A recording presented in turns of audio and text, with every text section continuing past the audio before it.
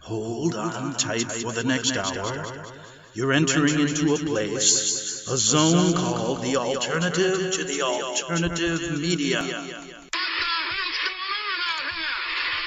It's a place, a special place where even truth seekers fear to tread. All right, people, let's move like we got a purpose. Affirmative. Okay, welcome back to the Investigative Journal, and I want to finish up this Flat Earth series I've been doing. I dedicated 3 shows. This will be the 3rd, and to do that I have to hurry up and get the second part interview in. And this is with a Pastor Doka, and he did a YouTube on this subject. And if you've watched, listened to my shows the last couple days, you know what I'm talking about. This part 3 on his series on the Flat Earth, KJV Baptist Bible preacher teaching about that. Okay, so one thing I forgot to mention in my last sermon was I want you to turn to Genesis chapter 1. Look at verse 9. It says, God said, let the waters under the heaven be gathered together unto one place, and let the dry land appear. And it was so. So this is earth being created. And God called the dry land earth. See that? It says dry land earth. And the gathering together of the waters called he seas, and God saw that it was good. And God said, let there be lights in the firmament of the heaven to divide the day from the night, and let them be for signs and for seasons. So what was created first? It was the earth. The earth was created first, and then he created the lights, the stars, the sun. And it says, let them be for signs and for seasons and for years, and let them be for lights in the firmament of the heaven to give light upon the earth. And God made 2 great lights. So he didn't even create the sun and the moon yet. So now he's creating the sun and the moon, the greater light to rule the day, the lesser light to rule the night. And he made the stars also, and God set them in the firmament of the heaven to give light upon the earth and to rule over the day and over the night. And God saw that it was good. So what happened first was on the second day, God created the firmament. And then the third day, God created earth under the firmament, in the firmament. And then the 4th day, God creates the sun and the moon. So what was the earth rotating around before God created it? What was the earth rotating around before God created the sun? It wasn't rotating around anything because he created the earth first. Created the earth, the firmament, and then he put the lights in it. And I just wanted to show you that before we get into the circle of the earth. So you just have a general idea that God created the earth first, and then the sun and the moon. It just wouldn't make sense. Why wouldn't he create the sun first, and then the earth, and have the earth spin around the sun? It makes more sense that he created the earth first, and then the sun spinning around the earth. So let's get into the circle of the earth. All right, so I hope you still have your packet. If not, grab your packet from below you. And if you're watching this online, you haven't seen part number 1. It's important to watch part number 1 and get the foundations of the message. So we're going to start in Isaiah chapter 40. And if you have your packet with you, we're going to look at Isaiah 40 next to verse 22. I want you to put your packet next to your Bible. And on the first page of your packet,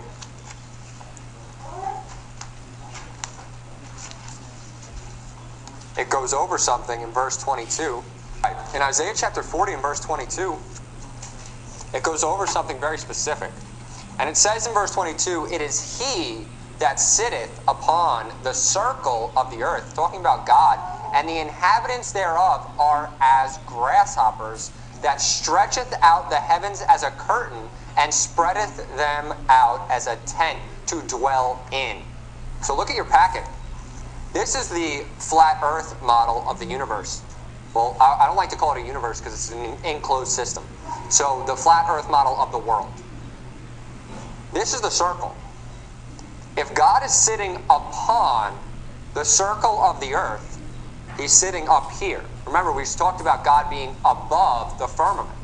He's sitting upon the circle of the earth and looking down, and the inhabitants thereof are as grasshoppers, looking down at the circle, us as grasshoppers. We're as grasshoppers to him. On the spinning ball earth, he's looking down and things are just spinning in front of his face. Things are just going everywhere. And things are more relative and literal in the Bible. He is literally looking down upon us. And it says, he that stretcheth out the heavens as a curtain, and spreadeth them out as a tent to dwell in. So when you think of a tent, what do you think of? Something that's on a flat surface that is casing over it. It is over the earth. This is a tent. The heavens are as a tent. And it says to dwell in. Because he's talking about stretching out the heavens and spreading them as to dwell in. We are dwelling in that tent. That tent is this firmament, and everything is within this enclosed system. It is all within here, and we are sitting within. And a tent is something you would use on a flat surface. They use that terminology. God uses this terminology for a good reason. You wouldn't put a tent on a ball. You would wrap a blanket around a ball. Or you would do something else around a ball. But a tent is something that you set pillars and you establish it, and then everything else is within it. So turn to Isaiah chapter 13. So I just wanted to go over why the earth is a circle, not a sphere, because some people will use that verse that he sitteth upon the circle of the earth, and they'll say, see, that's the word, that's sphere. That's a sphere. Or in Hebrew, circle means sphere. You know, they just want to go back. They want to go back to the Hebrew and just say, no, it's just a circle. And this is a circle. This is the circle of the earth. It's a flat disc. And he's looking down upon it. But it's not a sphere. It's a circle. And then if you're in Isaiah chapter 13, verse 13, I want to show you that the earth is in a fixed position. It is not rotating around the sun. It is not spinning through the galaxy. It is not being just propelled into nothingness. It's in a fixed position. Look in verse 13 of Isaiah 13. It says, therefore, I will shake the heavens. In order to shake something, it's usually stationary, right? I will shake the heavens, and the earth shall remove out of her place in the wrath of the Lord of hosts and in the day of his fierce anger. So her place is showing that the earth has a place, a position, a space, that it is set. In the rotating earth, where it's just going everywhere and, you know, it's going through space and it's traveling around the sun, which is traveling around the galaxy, there's no fixed place for earth. But this is in a fixed place. Turn to 1 Chronicles chapter 16. 1 Chronicles chapter 16. I'm just going to go through a bunch of verses that show that the earth is in a fixed position and it is stationary and not rotating or spinning. 1 Chronicles chapter 16 and verse 30, it says, fear before him all the earth, the world also shall be stable, that it be not moved. So the world is stable, it's established, and it's not going to be moved. Turn to Psalm chapter 33. Psalm chapter 33, I want you to look in verse 8. Psalm 33 and verse 8, it says, let all the earth fear the Lord. Let the inhabitants of the world stand in awe of him. For he spake, and it was done. He commanded, and it stood fast. So he's talking about the inhabitants of the world, and he's saying he spake, and it was done. Everything was created. And he commanded, and it stood fast. When something is staying, it stood, it's in one place. And when it's fast, it's fastened. It's staying in that one place. Turn to Psalm 93, which we just read. Psalm 93, which we just read, in verse 1. It says, the Lord reigneth.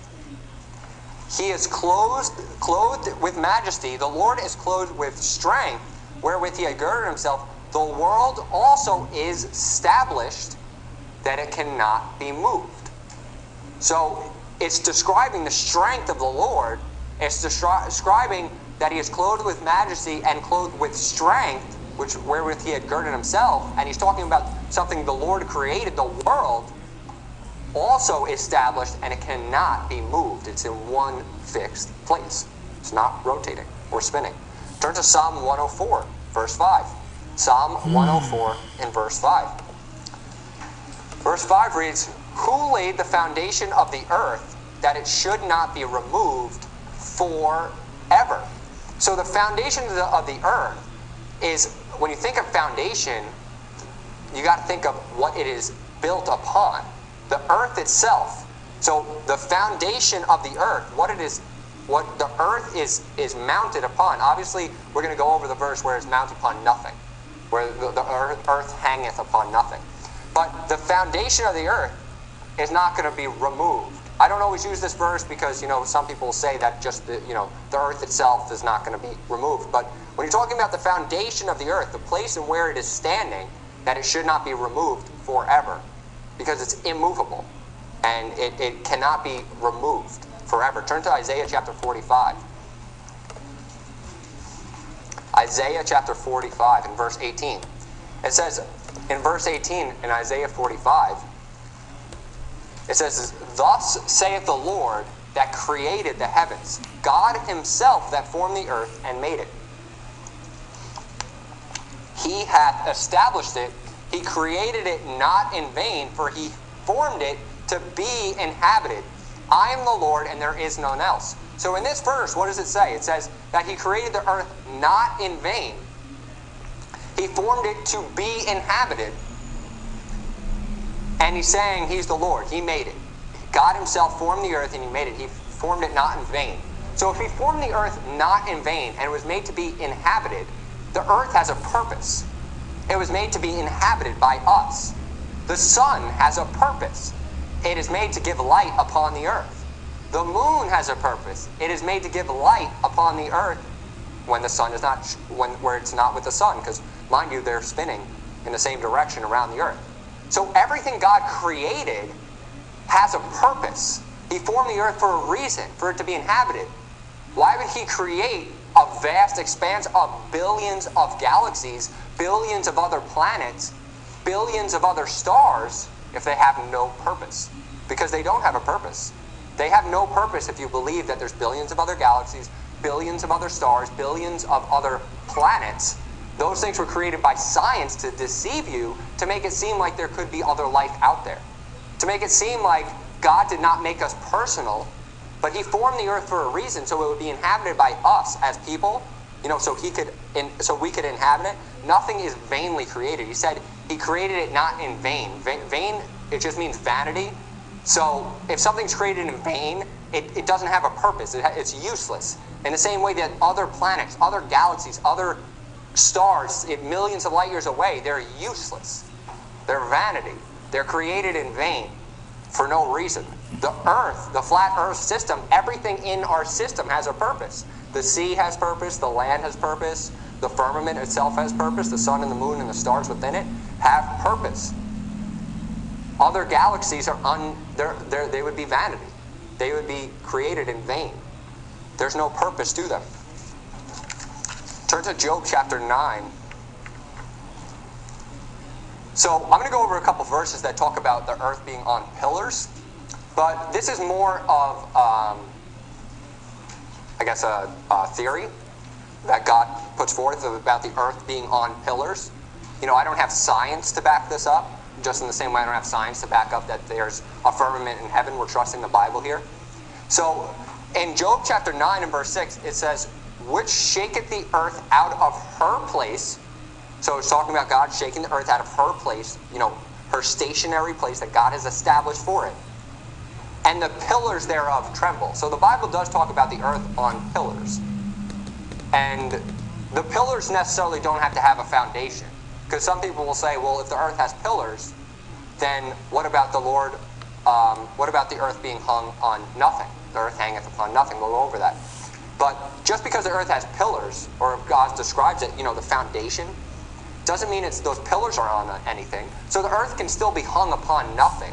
And the pillars thereof can be also theoretical in the sense that this is the Lord holding the earth up. So turn to 1 Samuel chapter 2. 1 Samuel chapter 2. I'm going to talk about these pillars a little more. 1 Samuel chapter 2 and verse 8. It says, "He raiseth up the poor." 1 Samuel 2 and verse 8. "He raiseth up the poor out of the dust, and lifted up the beggar from the dunghill, to set them among princes, and to make them inherit the throne of glory. For the pillars of the earth are the Lord's, and he hath set the world upon them." So the pillars of the earth are the Lord's, and he has set the earth upon them. So, this could put forth the theory that there are pillars holding the earth. Pillars holding this flat earth up. And the Lord has established them. But what are those pillars on? They're on the strength of God. God is holding up everything. God is the one that is holding up the earth. God is the reason that this earth is unmovable and stable. But the Lord is talking about the flat earth being hung upon pillars, which is also not possible on a globe earth. Because, you're constantly spinning. There's no stationary thing about it. And there would be no pillars. And in Psalm 75, we've turned to Psalm 75.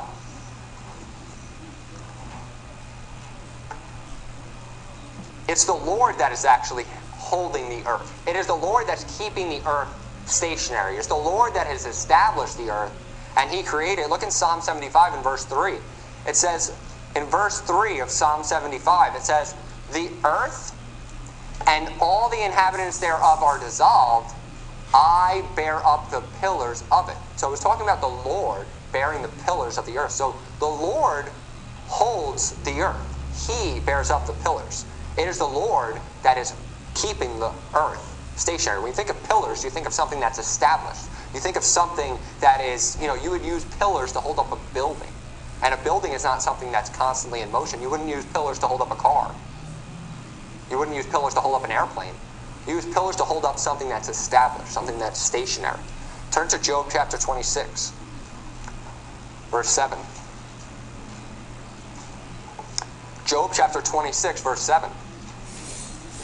And in Job chapter 26, verse 7, he's talking about the Lord, and he says, "He stretcheth out the north over the empty place, and hangeth the earth upon nothing." So if you think of the north as the center of the flat earth, and he's stretching out the north over the empty place, because it's a circle, and he's hanging the earth upon nothing. So those pillars, he's establishing them. He's holding the earth. He's keeping it fastened. And that is literally hung upon nothing. You can't say the pillars are hung upon something because it's the Lord that has established it. And he's stretching out the north over an empty place. Stretching out the north over an empty place. And hanging the earth upon nothing. But in the heliocentric model of the earth is hung upon the gravity of the sun. People say, because it's spinning in space, it's hung upon nothing. But it actually, if it's tied to the gravity of the sun, it is hung upon the sun's gravity. And it is hung upon the weight or the mass of the sun. And it is not hung upon nothing because it according to science, it rotates the same distance every single year around the same exact thing, and it is hung upon the gravity of the sun. So I just wanted to disprove that. Some people will say, the earth is a ball because it's not hung upon anything.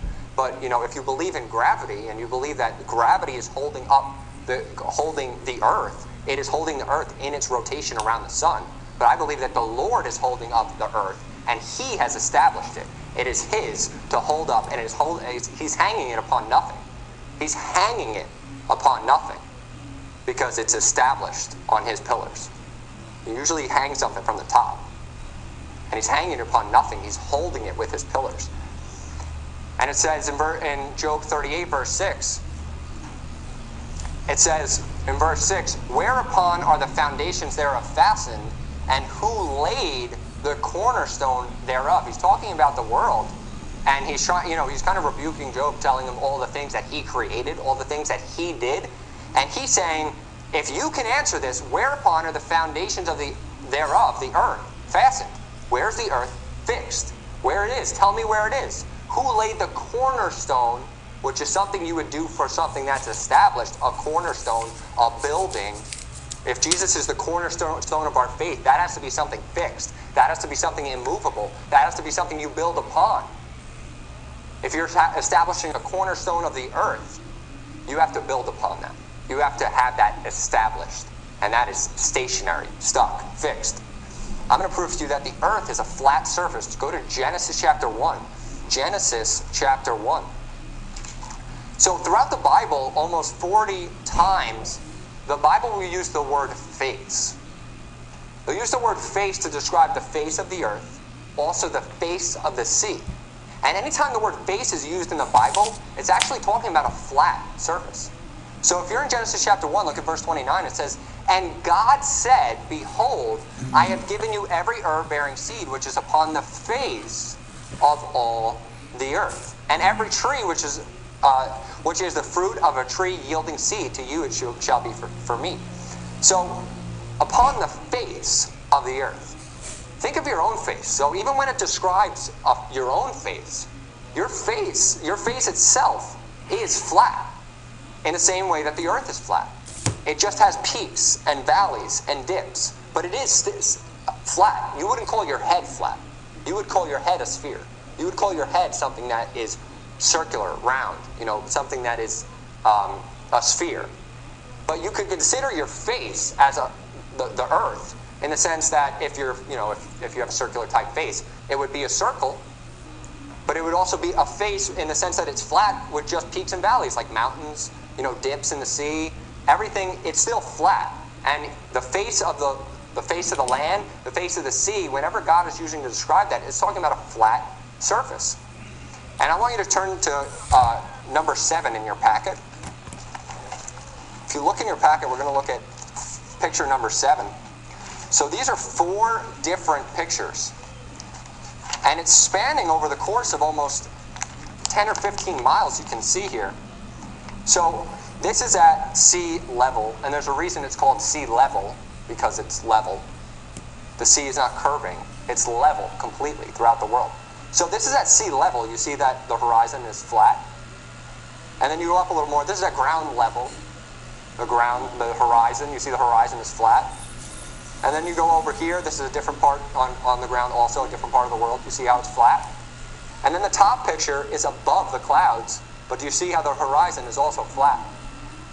Why is it flat? As no matter where you go, no matter how high you go up on the earth, and you can find these videos online. I'm going to make a documentary about this sermon, these 2 sermons, and I'm going to show you video. But why is it flat as you go higher and higher and higher? It's because the earth is a flat surface. So the horizon will rise with you, and it will remain flat, no matter what field of view you are seeing. Because remind you, we talked about how all the converging lines of your vision going down a hallway. So the ground continues to look flat when it is flat, and all the reason that the horizon will raise with you is because the way that you're looking, you're continually just looking farther and farther distances away, but it's always flat because it's a flat surface. If the earth was curved, the higher you got, the more curvature you would see, because you're getting more and more farther away from a flat surface. So when you're just looking in front of you, everything looks flat, and you shouldn't see that much curvature if you want a curved earth, yes. But as you get higher, or as you look farther, and as you look broader, like if you ever look at the sea, you should see curvature. You should begin to see that. And especially when you get into higher buildings, like you don't have to go flying to see this. Just go up to a 100-story building. Go up to an 80-story building, a 40-story building, and look out at the horizon.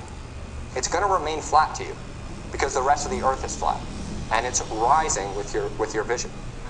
It would curve. The higher you got, it would be even more curved. It would curve even exponentially the higher you got, because you could see farther distances. And the farther distance you can see, the more the earth curves. 8 inches per mile square, remind you. So the farther you can see, the more it should curve. But as you can see by these pictures, and as you should do next time you're in a tall building, just look outside. The horizon will always remain flat, no matter. Or the next time you're on an airplane at 30,000 feet. You can do the same exact thing. I wanted to finish this up today, so I'm going to get right back to it after the break, and that'll be three shows. And I wanted to concentrate on somebody who talked about what the Bible was saying about the shape of the earth. And we'll continue on the Investigative Journal after this short break on FirstAmendmentRadio.net.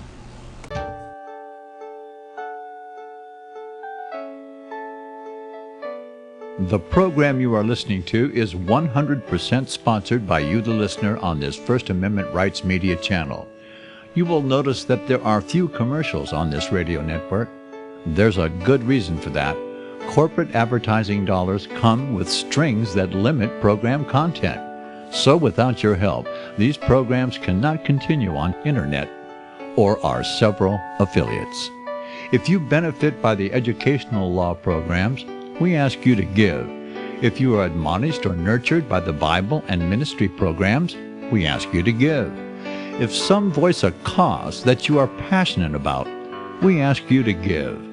If you believe in any of these, we ask you to support them as you would a missionary on a continual basis, as if giving a tithe for missionary radio. These programs are not commercially viable and must be supported by those faithful to the cause of truth. Look for the button to sponsor your favorite programs at our listen and schedule pages on the internet. Then, when you subscribe, we will send you the last quarterly MP3 CD of that program immediately, and continue to do so with each new quarter. We will also give you unlimited archive access to all of our programs. We're asking you to give much less than a tithe, so that you may also send support directly to a particular program host, cause, and anywhere else the Spirit may lead you. Do all to the glory of our God and Creator, for His holy nation, the only kingdom that will last forever. Thank you for listening.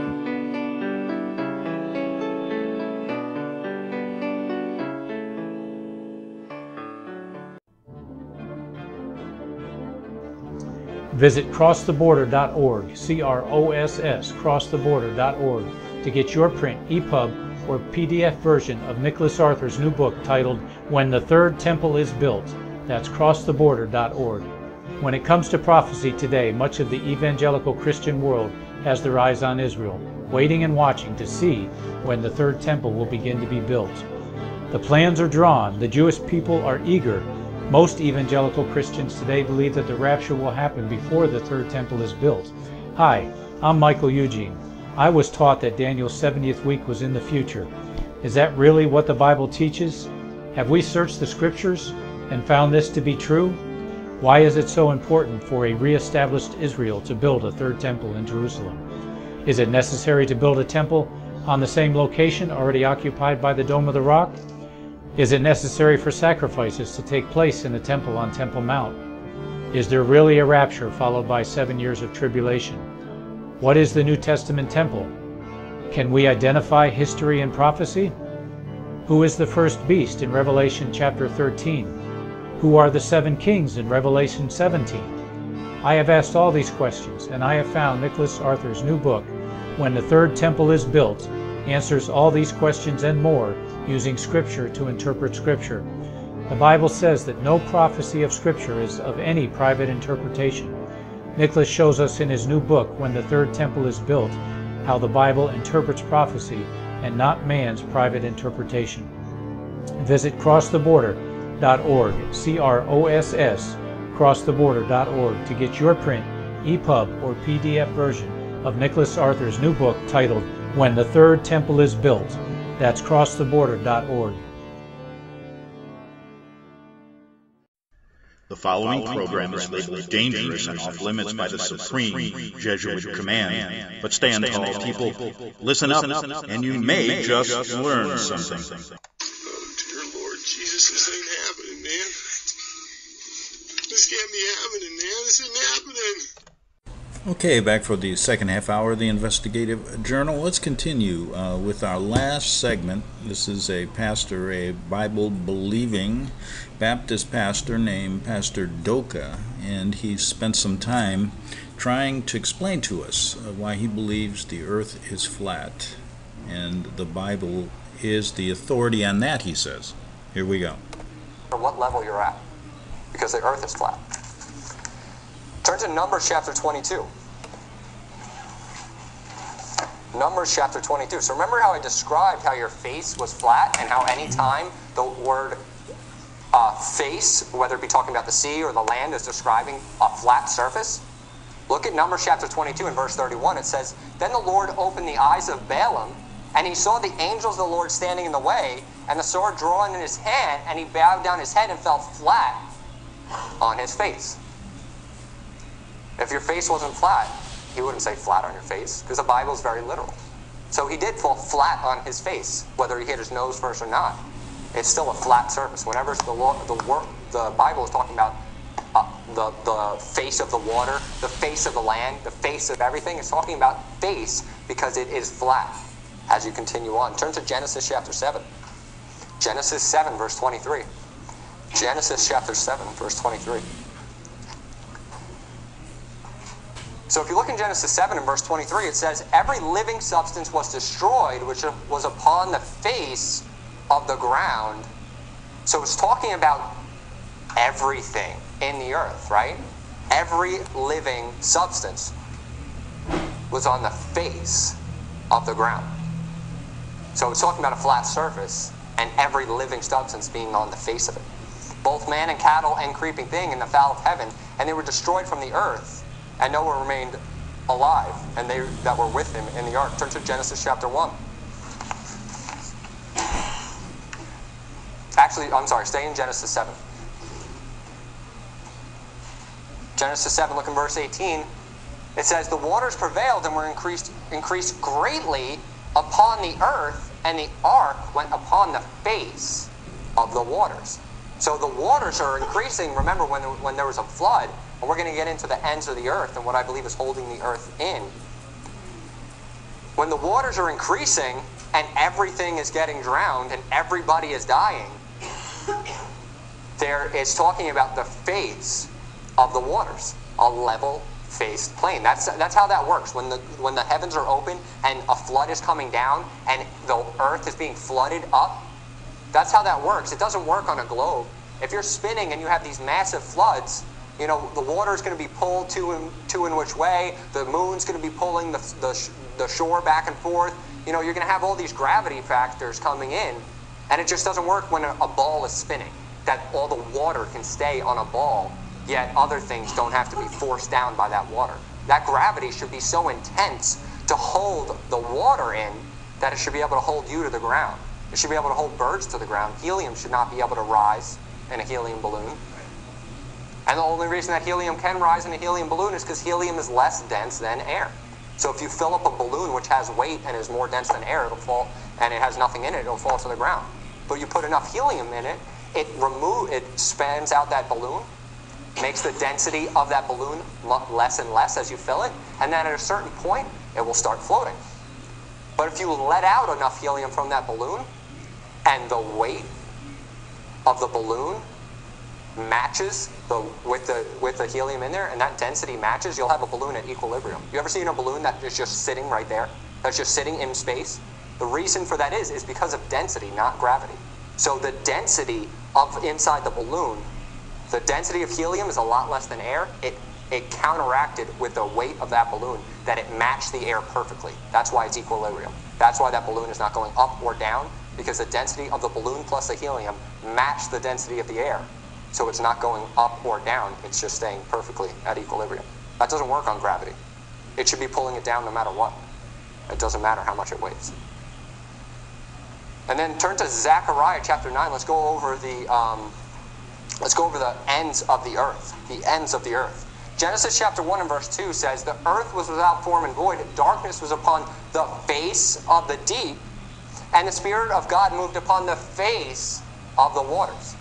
So it's, again, talking about a level plane. You're in Zechariah chapter 9, look in verse 10. So the Lord has established ends to the earth. And I'm going to describe to you what these ends are, and I believe them to be ice walls that surround the earth, also known as Antarctica. So remember, when we're talking about this flat earth model, on the globe, Antarctica on the globe is at the bottom, right? So when you think of a globe, you think of Antarctica at the bottom. But when you think of the flat earth model, remember, the north is the top. And if you squish the globe, the north would be at the center, right? So what does Antarctica become? It becomes the ends all the way around, 360 degrees. So their globe model is actually false. They make it seem like a continent, but what it really is it's the ends of the earth. And the reason that those ice walls, those ice shelves are so high is because they're holding in the earth. They're holding in the waters. They're holding in everything. And God has established it. Look at Zechariah chapter 9 and verse 10. It says, and I will cut off the chariot from Ephraim, and the horse from Jerusalem, and the battle bow shall be cut off. And he shall speak peace unto the heathen, and his dominion shall be from sea even to sea, and from the river even to the ends of the earth. So God has established ends to our earth. It's not just a continuing full-on globe where there's no end. You can literally, if it's a globe, you can go from one point around in a circle, in a circle, in a circle. You can do that here on a flat Earth model if you're going around the North Pole. So you can do that. But if you just fly straight, if you're not, turning, you'll hit the end of the Earth. Because there are ends. And we're going to go over a lot of verses that talk about this. But this is just one. It says, from the river even to the end of the earth. Turn to Job chapter 26. Maria? Job chapter 26, verse 10. It says, he hath compassed the waters with bounds. Job 26, verse 10, it says, he hath compassed the waters with bounds until the day and the night come to an end. You see that? Bounds. He has compassed. Remember when we talked about in the first sermon that a compass is describing a circle? A compass is describing a curved surface. He has compassed the waters with bounds until the day and night come to an end. So those bounds are there. Those bounds are established. Now I want you to open up your packet, and I'm going to show you why we don't know that much about these bounds. Look at number 8 in your packet. It's going to be a page from Wikipedia. Number 8 in your packet looks like this. It's a page from Wikipedia, and it says Antarctic Treaty System. See that? Antarctic Treaty System. So you're in page number 8. Look what it says.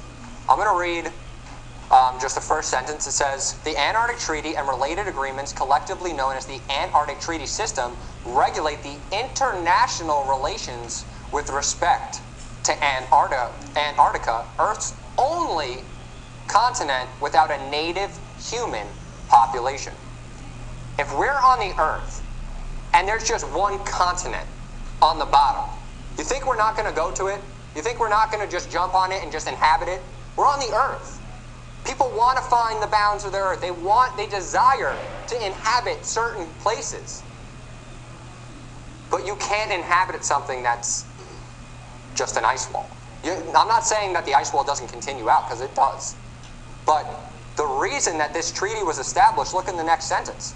It says, for the purpose of the treaty system, Antarctica is defined as the land, as all of the land and ice shelves south of 60-degree latitude. The treaty entered into force in 1961 and has 53 parties. 53 countries have agreed to never inhabit Antarctica. Never inhabit Antarctica. And what's their purpose? Let's look. It says the treaty sets aside Antarctica as a scientific preserve. What is in Antarctica that needs to be a preserve? Like, what are you preserving? The ice? We gotta keep this ice here just in case, we ever have global warming. We're gonna save this one place. We're gonna go get our ice from this place. And then it says, scientific preserve establishes freedom of scientific investigation and bans military activity, except for the U.S., who has all of their military there and protects it with fighter jets. If you go to Antarctica, it's like you flew over the Pentagon. I'm serious. If there's a place, if you just fly to Antarctica, you just don't let anybody know, you're just I'm going to fly to Antarctica, they'll shoot you down. Or they'll race you down if you don't stop. Because you're going to figure out that there's an end of the Earth. You'll figure that out. They don't want us to know that. And then it says, it says bans military activity. Then it says the treaty was the first arms control agreement established during the Cold War. What else happened during the Cold War was when they were blowing up the fishbowl. Remember, Operation Fishbowl. It was all happening at the same time. They're coming together during this time. Since September 2004, the Antarctic Treaty Secretariat headquarters have been located in Argentina. And then it says the next paragraph, the treaty was opened for signature in 1959, officially entered into force in 1961. The original signatories were the 12 countries active in Antarctica, the International Geocentrical Year, in 1957. And it says the 12 countries that had significant interest in Antarctica were Argentina, Australia, Belgium, Chile, France, Japan, New Zealand, Norway, South Africa, the Soviet Union, United Kingdom, and the United States. Those countries knew that Antarctica was an ice wall. They established this treaty to not let the information get out. And now, if you read the last sentence, these countries had established over 50 Antarctic stations for the IGY. The treaty was diplomatic expression of the operational and scientific cooperation of many nations that had been achieved on the ice. So the reason for this Antarctic treaty system is so that the information never gets out that there's an end to the Earth. They don't want you to know that.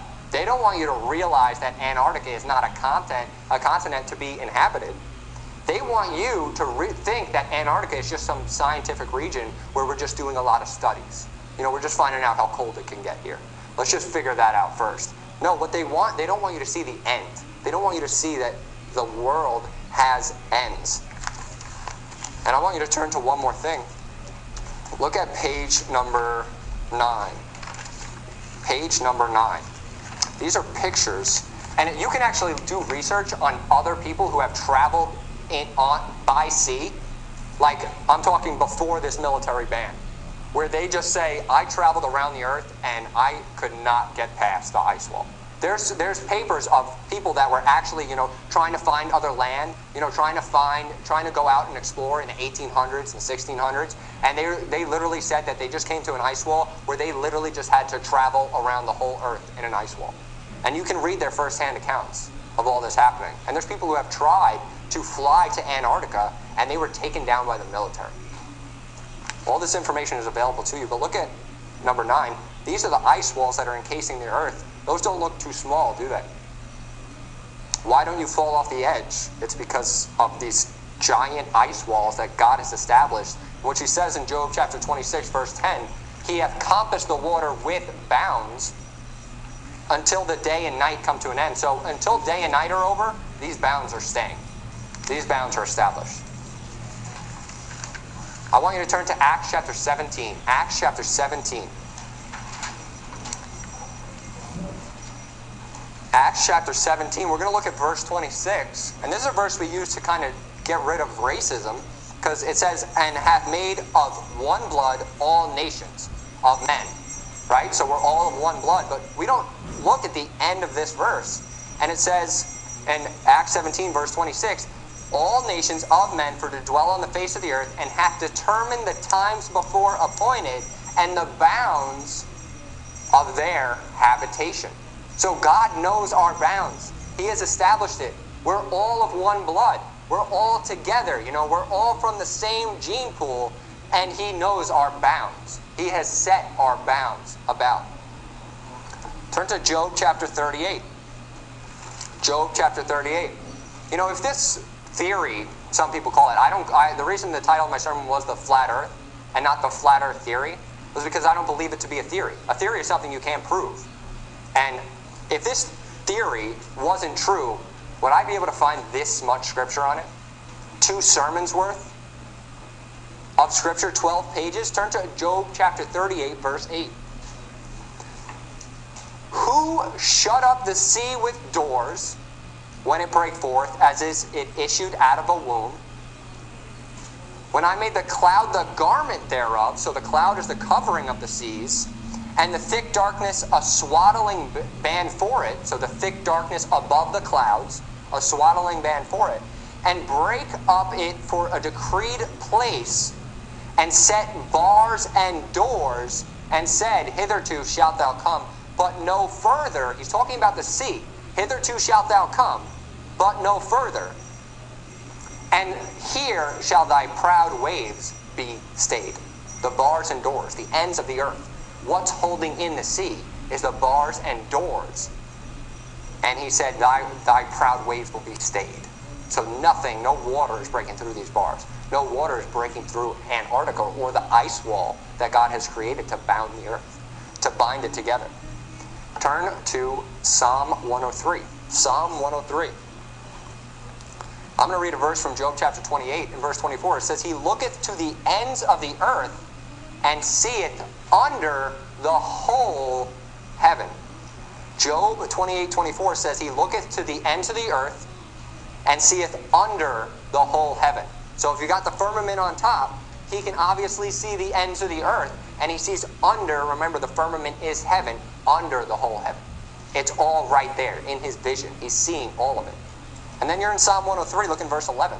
It says, "For as the heaven is high above the earth, so great is his mercy toward them that fear him." So remember, as the heaven, in Genesis 1 verse 8, it says, the firmament is heaven. He called the firmament heaven. So as the heaven is high above the earth, so the firmament at the center is the highest point. Because remember, it's like a dome, a glass dome. As high it is above the earth, so great is his mercy towards them that fear him. And as far as the east is from the west, so far hath he removed our transgression from us. So, mind you, there's two ways to look at this. God could establish a north, south, east, and west, in the sense that he could make not north the center, but make north like over here, and west over here, and east over here, and south over here. So that's a very long distance. Or, if you look at it, the flat earth model with the disk, because the disk has magnetism, which is how we describe the sun rotating at different paths around the center. If this is the north, in the same way that you could think of it, I guess, with the globe, but if this is the north, and the east and the west are relative to the north, the east and the west are pretty much infinite, right? Because you're going from, if you're always traveling to the right in a circle, you're always traveling east, if you're looking at it that way. And if you're traveling this way, you're always traveling west in a circle around the north. Because remember, the north is the center, and we're talking about circles east to west. But also, if God's thinking that if God's way is that the north is up here, and the east and west and south are here, at least that's a very far distance. Like, we know that for sure.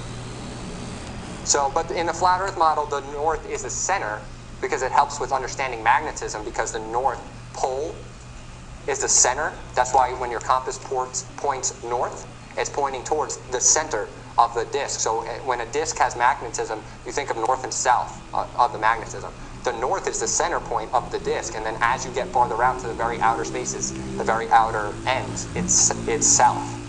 And that's how seasons work on a flat earth, because you have the sun and the moon, right?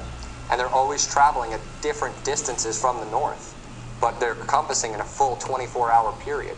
So, if you live in this area, when it's summer for you, the sun is going to be very close. But when it's winter, it's getting farther and farther away. And if you live in this area, around the equator, that's why the equator is always so hot, is because the sun will be around the equator the most. If it's starting here and going out farther, and then eventually coming back in, it hits the equator twice, right? As it goes out and as it comes in. That's why the equator is usually the hottest point. That works on the flat earth model, because you have the sun coming in here for a season, coming out there for a season, then coming back in till it's summer. And that's how the equator works. And then where did I tell you to turn? You're in, so turn to Isaiah chapter 44. Isaiah chapter 44, look in verse 24. Isaiah 44, look in verse 24. And in verse 24, the Bible reads, "Thus saith the Lord, thy Redeemer, he that formed thee from the womb, I am the Lord that maketh all things, that stretcheth forth the heavens alone, which spreadeth them abroad the earth by myself." Abroad the earth. He's stretching the heavens above the earth. And when you stretch something abroad, you're usually stretching it across a flat surface. You're spreading something abroad, like you would stretch forth a blanket over a bed. The same concept is here. He's stretching forth the heavens over the earth. He has said it. Turn to Jeremiah chapter 10. And we're just going over a couple more verses that show that the earth has ends. The earth has ends. There's many, many more verses. I only got the 10 most important ones. Jeremiah chapter 10 and verse 13. It says in verse 13 of Jeremiah 10, "When he uttereth his voice, there is a multitude of waters in the heavens, and he causeth the vapors to ascend from the ends of the earth. He maketh lightnings with rain, and bringeth forth the winds out of his treasure." So he is talking about the ends of the earth. There's ends on a flat earth. And then in Job 28, verse 24, it says again, the ends of the earth. So now I want to show you that the sun moves and not the earth. And this verse is a real proof of this. Turn to Psalm chapter 19. Psalm chapter 19. Psalm 19. And I'm going to prove to you from the Bible that the sun moves and not the earth. You're in Psalm 19, but I want you to open up to the 4th page in your packet. You should have a picture of a sun in the 4th page of your packet. I have a picture of 4 different pictures of suns. You might have a picture of one sun. And what you're seeing here is the sun with clouds in front of it, but also clouds behind it. You see those clouds behind the sun? And you should see that in your packet also. You should see clouds behind the sun. You see these clouds behind the sun? Do you know why that is? It's because the sun is rotating around the earth, not outside of the earth. There's no clouds in space. There's no clouds. There shouldn't be clouds behind the sun. It should be the 4th page in your packet. It's going to look different than this. I have 4 different pictures. You should have 1 picture in yours. But you see that there's a cloud behind the sun? It's because the sun is traveling within the firmament, and they lied to you telling you it's 93,000 miles away. Turn to the last page in your packet. Very last page. This is a picture from an amateur weather balloon. An amateur weather balloon. And you're going to see the sun above the clouds. You see the sun right there? Above the clouds? Do you see that little hot spot under it? That's only possible if the sun is close to the earth. You wouldn't have an isolated hot spot if the sun was 93 million miles away, because it would be hitting at the same point the whole side of the earth. It would be hitting this entire, whatever side of the sphere that it's shining on. It would not be isolated. But this is from an amateur weather balloon, and you can see that the sun, not only the flat horizon, see the flat horizon, but you see that the sun right here has a hot spot directly under where it is located. Because Okay, we got everything in there. Just a couple minutes left on his presentation. So we finished up. Back tomorrow on the Investigative Journal. The book of Revelation says, the spirit of prophecy is the testimony of Jesus Christ. This is at the very heart of FirstAmendmentRadio.com. In that spirit, we have created the Prophecy Reality News app for all of your mobile devices, streaming First Amendment Radio 24 hours a day, 7 days a week. Available for your Apple, Android device, and smartphone, absolutely free. Get the Prophecy Reality News app installed today, so you can listen to First Amendment Radio wherever you are. The Prophecy. Since the beginning of time, kings have sought it, nations have fought for it. It has been traded, it has been borrowed, it has been purchased, it has been stolen. There's a reason for it. To secure the blessings of liberty to ourselves and to our posterity. Invest with the security of gold and silver. Call Discount Gold and Silver Trading at 1-800-375-4188 or visit discountgoldandsilvertrading.net. Listen to Financial Survival with your host Melody Cedarstrom right here on FirstAmendmentRadio.com at 4 p.m. Eastern or 1 p.m. Pacific Time. Visit discountgoldandsilvertrading.net or call Discount Gold and Silver Trading at 1-800-375-4188. Toll free 1-800-375-4188.